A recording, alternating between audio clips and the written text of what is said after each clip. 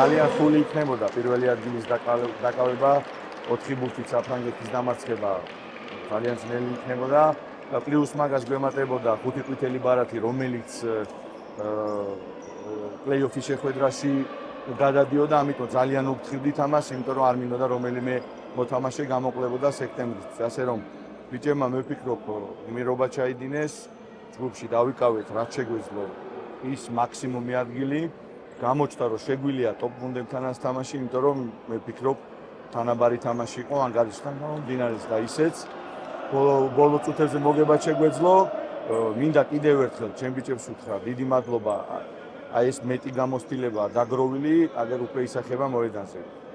გულშემატკივარს მინდა დიდი მადლობა გადაუხადო კიდევ ერთხელ, იმიტომ რომ საოცარი კომაგობა მოდიოდა ტრიბუნებიდან, ასე რომ თუ ყველა ერთად ვიქნებით, ძლიერები ვიქნებით, თუ არა და ძალიან გაგვიჭირდება ყველას. კიდევ ერთხელ მადლობა და უნდა კარგი გეგმა გაკეთდეს სექტემბრისთვის, დაველოდოთ 21 მაისს, სადაც ჩვენი მოწინააღმდეგე გაირკვევა და დიდი იმედი მაქვს, რომ ერთიანი ძალებით ევროპის ჩემპიონატის აღზრდას მოვიპოვოთ. რა თქმა უნდა, ძალიან ძლიერი ნაკრებია და რთულია ესე თან 3 ბურთი და 4 ბურთი როცა გაქვს კიდე გასატანი, მაგრამ ვფიქრობ, რომ აი ამ ჩვენი ხასიათით, რაღაც ინდივიდუალური კლასითაც ერთიანობით ყველაზე მთავარი რაც არის, შეგვიძლია რომ გავიდეთ ევროპის ჩემპიონატზე და ვფიქრობ, რომ კარგი თამაში გამოვიდა.